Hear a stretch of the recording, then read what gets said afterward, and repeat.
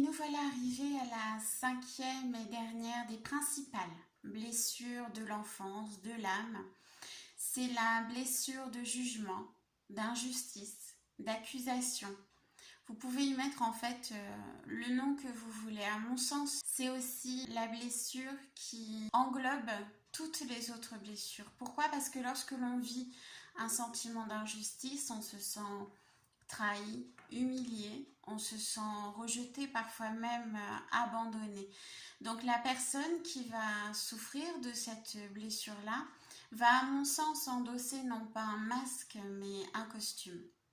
Pourquoi? Parce qu'elle ne voudra plus prendre le risque d'oser être elle-même, puisque lorsqu'elle est elle-même, on la montre du doigt, on la juge, on lui fait des coups en douce. Du coup, elle va enfiler un costume qu'elle adaptera en fonction de sa vie et de ses rencontres. Je m'explique. On a, comme d'habitude, deux profils. Le premier profil, ça va être la personne qui va enfiler le costume de la personne parfaite, toujours souriante, toujours de bonne humeur, celle qui est toujours là quand on a besoin d'elle, celle qui paraît être extrêmement bienveillante. Pourquoi? Pour pouvoir attirer un petit peu d'amour et de compassion dont elle a besoin pour vivre.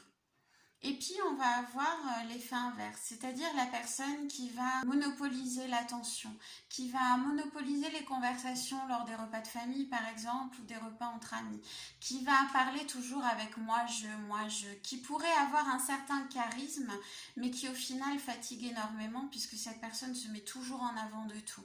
Elle a raison pour tout, tous les autres ont tort, et puis elle parle souvent d'elle. Ce qu'on peut constater, c'est que ces deux profils, qu'ils soient d'un côté extrêmement serviables ou de l'autre extrêmement agaçants, en fait, ces deux profils ne montrent jamais qui ils sont réellement. Pourquoi? Mais parce que se montrer réellement, c'est oser prendre le risque d'un éventuel jugement, d'une éventuelle trahison, de revivre encore l'humiliation et tout un tas de choses. Dans le fameux triangle dont je vous parle depuis quelques jours, le triangle de Chapman, eh bien ce genre de personne peut enfiler tous les costumes de tous les protagonistes de ce triangle, c'est-à-dire qu'elle peut être à la fois victime, à la fois persécutrice, et à la fois sauveuse. Pourquoi? Eh bien parce que elle va rencontrer au fur et à mesure de sa vie différents sentiments qui vont émerger d'elle, bien évidemment, elle évolue. Elle va faire des rencontres finalement qui ne sont pas là par hasard, rien n'est par hasard, qui vont l'amener à se rendre compte qu'il y a une blessure, mais la première des choses, ça va être de faire fonctionner l'inconscient, l'ego, et hop, de se mettre en mode protection. Donc en fait, face à une personne qui se victimise beaucoup, elle pourra avoir tendance à être le sauveur. Ou alors le persécuteur. Face à une personne qui veut encore lui montrer qu'il peut avoir le dessus sur elle, alors là, elle va être celle qui juge, celle qui est persécutrice, rigide, dure, directive. Et puis, elle va être la sauveuse des victimes. Pourquoi? Mais pour pouvoir avoir cette envie d'amour, en fait, qui nous fait tenir, qui nous fait vivre. Hein. L'amour, c'est ce qui nous fait tenir debout. Au fur et à mesure de sa vie, et je lui souhaite, elle peut avoir une prise de conscience sur cet état d'être et état d'âme qui n'est pas bon pour elle. Généralement, cette prise de conscience, elle arrive suite à un mal-être profond, qui est la dépression ou le burn-out. Elle va être obligée de descendre au plus profond d'elle-même, au plus profond de ses entrailles, pour pouvoir commencer un travail d'introspection, un travail sur elle-même. Alors attention, elle a toujours ce costume sur elle, même quand elle est chez elle. Elle ne se montre à personne, ni même à elle-même. Elle se ment elle-même en fait. Elle se crée un monde dans lequel elle pense être bien et elle est dans un mensonge permanent. Quand elle va se rendre compte de ce mal-être, qu'il est temps de faire quelque chose, qu'il va y avoir une prise de conscience ou pas, ça aussi, ça peut arriver. Imaginons qu'elle prenne conscience qu'il y a quelque chose qui ne va pas. Elle va commencer son travail de résilience, non pas en allant voir un thérapeute de suite, mais en lisant des livres, en regardant des vidéos, en regardant sur Internet des articles et tout ce qui s'ensuit. Elle va commencer à faire ce travail d'introspection. Certains vont s'arrêter là et d'autres vont aller plus loin et vont passer le pas, aller voir un thérapeute et travailler leur état d'âme. Ils vont ne pouvoir que monter. Quand on est tout au fond, on ne peut que remonter.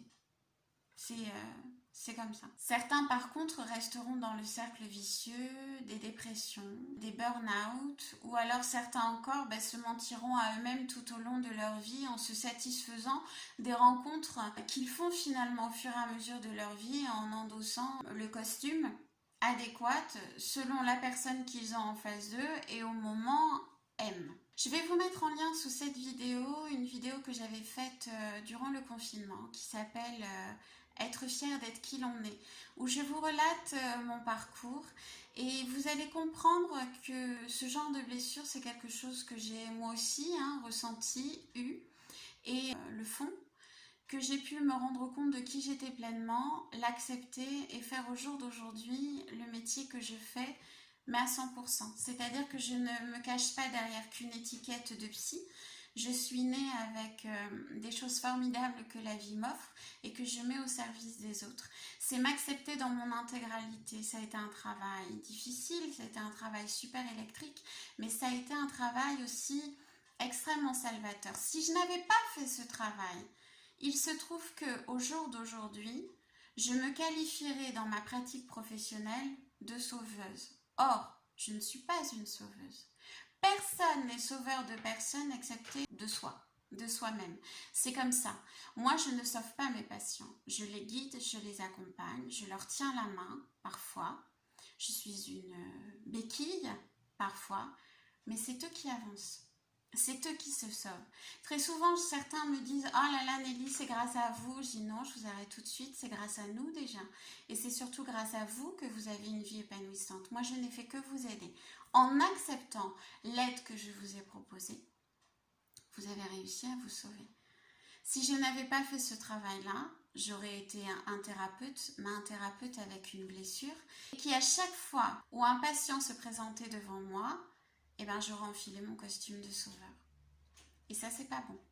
Un thérapeute n'est pas un sauveur. Un thérapeute, c'est un guide, c'est un accompagnateur, c'est un aidant, mais c'est pas un sauveur. La seule personne qui peut vous sauver, c'est vous-même. Il est important de comprendre ça. Vous pouvez mettre en porte-à-faux votre famille, vos parents, votre histoire, vos amis, votre ancien compagnon, tout ce que vous voulez. Oui, ça fait partie de votre histoire. Oui, ça fait partie de cette prison que vous vous êtes construite. Mais vous seul avez le pouvoir de prendre les clés de cette prison et d'ouvrir cette porte et de partir à la conquête de votre vie. Vous seul être le gardien de votre propre prison. Quand vous avez compris ça, vous avez tout compris. En attendant, je vous fais de très gros bisous. La prochaine capsule que vous verrez demain sera une capsule qui relatera ce fameux triangle de Capman avec tous les profils en fait et les blessures que nous avons vues.